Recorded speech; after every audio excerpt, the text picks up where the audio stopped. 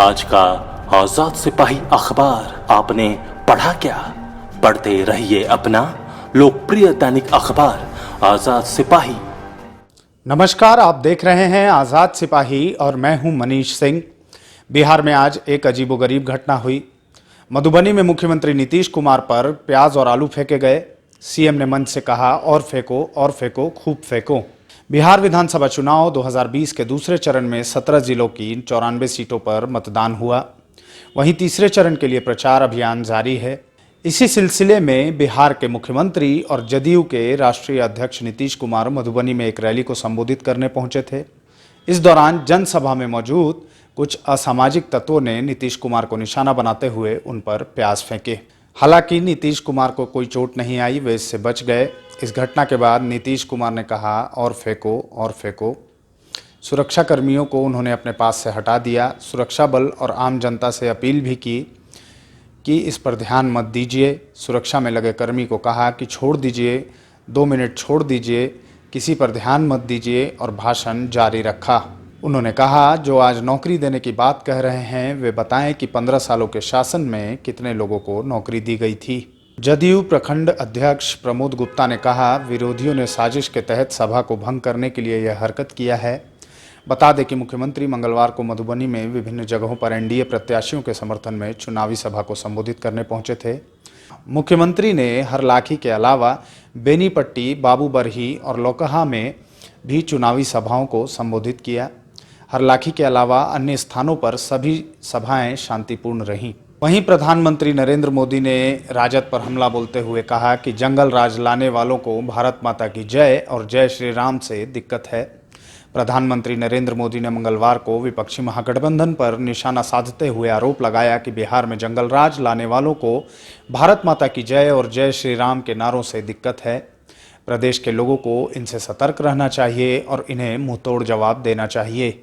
सहरसा में एक चुनावी रैली को संबोधित करते हुए प्रधानमंत्री ने कहा कि बिहार की अनेक वीर माताएं अपने लाल, अपनी लाडलियों को राष्ट्र रक्षा के लिए समर्पित करती हैं और ये बच्चे बच्चियां देश की सीमा, संप्रभुता की रक्षा के लिए सर्वोच्च बलिदान देते हैं।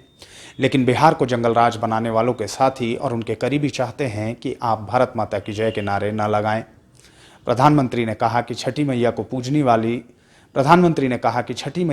पूजने वाली इस धरती पर जंगल राज के साथी चाहते हैं कि भारत माता की जय के नारे ना लगें।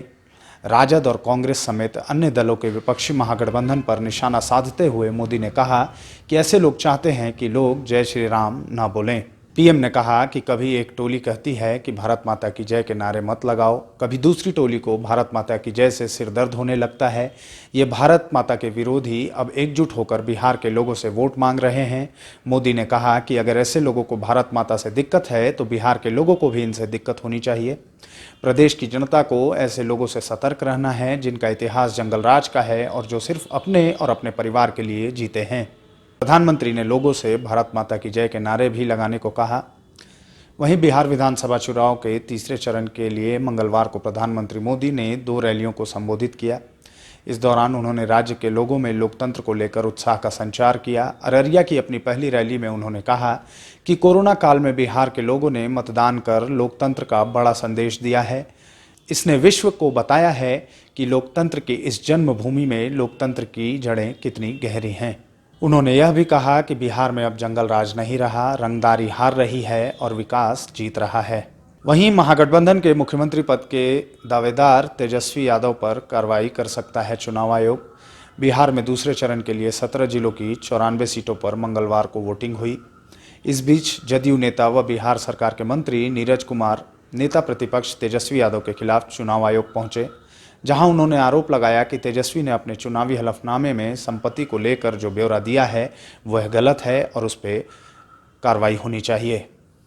शिकायत दर्ज करवाने के बाद जदयू नेता नीरज कुमार ने कहा कि चुनाव आयोग ने हमें भरोसा दिलाया है कि इस संबंध की जानकारी केंद्रीय चुनाव आयोग के समक्ष रखी जाएगी, उसके बाद विधि सम्मत कार्रवाई भी की जाएगी। वहीं दूसरी तरफ बिहार में विधानसभा चुनाव के दूसरे चरण में जमकर वोटिंग हुई। 17 जिलों के 94 विधानसभा सीटों पर लगभग सभी बूथों में वोटर पूरे जोश में नजर आए। चुनाव आयोग के मुताबिक 4 बजे तक 44.51% मतदाताओं ने अपने मताधिकार का प्रयोग किया। महिलाएं मतदान को लेकर खासा उत्साहित दिखीं। सभी मतदान केंद्रों पर महिला वोटरों की भारी भीड़ लगी रही। अभी के लिए इतना ही। आगे की न्यूज अपडेट्स जानने के लिए देखते रहिए आजाद सिपाही।